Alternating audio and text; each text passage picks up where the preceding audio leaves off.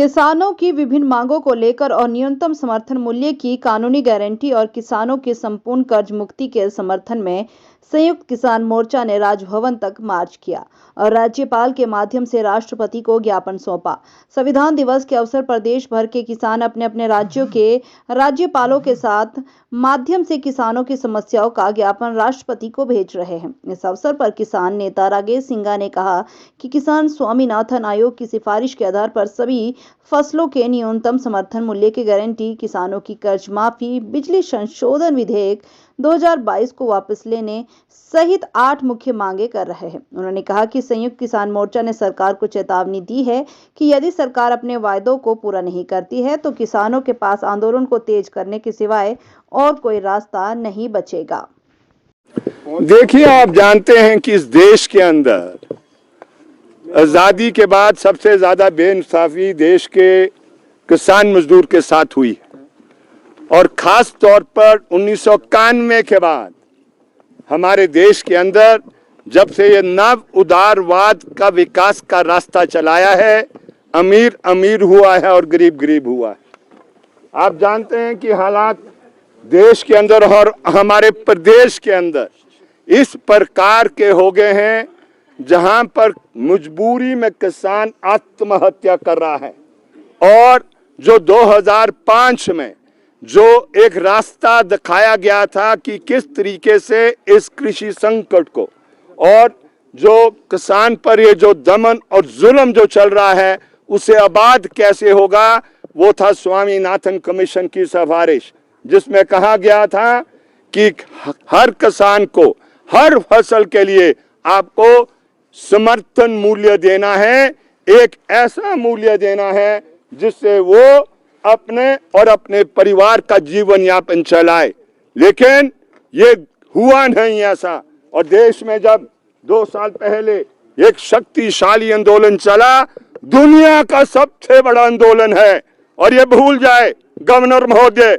और भूल जाए देश का जो पूंजी का मालिक है कॉर्पोरेट घराना, दुनिया का भूल जाए, ये आंदोलन पीछे नहीं जाने वाला, आगे बढ़ेगा। ये जो धोखाधड़ी किसानों के साथ की, दीन कानून वापस आपने बेशक ले लिए, लेकिन जो न्यूनतम समर्थन मूल्य देश में घोषित होना था और ना देने पर जो कानूनी अपराध होना चाहिए था वो आपने किया नहीं है, और इसलिए हिमाचल प्रदेश में और देश में यह आंदोलन चलेगा और जोरदार तरीके से आने वाले समय में ये चलने वाला है। इसलिए आज हम आए हैं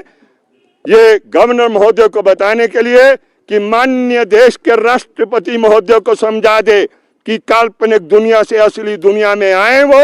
और जो वायदा किसानों के साथ किया गया है उसको वो पूरा करे। आप जानते हैं कि हिमाचल प्रदेश में खेती भी एक बड़े कठिन दौर से गुजर रही है, और जो ये सेब की खेती होती है और अन्य फसलों की खेती होती है उस पर हिमाचल प्रदेश की सरकार ने कुछ नहीं किया, शून्य ही किया है। जीएसटी लगा दी। आप बताइए, जीएसटी आप किसानों पर लगाओगे जो अन्न पैदा करता है, जो देश को जिंदा रखता है, और बड़े बड़े प्रधानमंत्री आगे एक दफा नहीं हमेशा ये बोलते गए कि हम जो आयात कर है उसको समाप्त कर देंगे, वो उसको 100% उसको किया जाएगा, उसको बढ़ाया जाएगा, लेकिन आयात कर समाप्त नहीं, वो उसको बढ़ाने का काम नहीं किया गया, ऐसा हमारा मानना है। और इसलिए ये आंदोलन चलेगा और इसकी रूपरेखा आज के बाद तैयार होने वाली है, और अगर दिल्ली की ओर भी कूच करना होगा, संयुक्त किसान मंच जो भी निर्णय लेगा इस दफा हम बिल्कुल ऐसा नहीं होने देंगे जो पिछले दौर में हुआ। हम उसका हिस्सा बढ़ चढ़ के नहीं बन पाए, लेकिन इस दफा निश्चित रूप से बनेंगे। ये जो बिल ला रहे हैं उसको वापस ले ले, क्योंकि बिजली प्राइवेटाइज जिस दिन हो गई तो आप समझ ले ये अंत है, अंत खेती का और देहात में रहने वालों का। ये बिजली को निजी हाथ में सौंपना चाहते हैं, इसलिए आज हम इनको आगाह करने आए हैं। मेहरबानी कर फुल स्टॉप लगाएं और जो वायदे आपने किए उनको आप निभाएं। सर, हिमाचल प्रदेश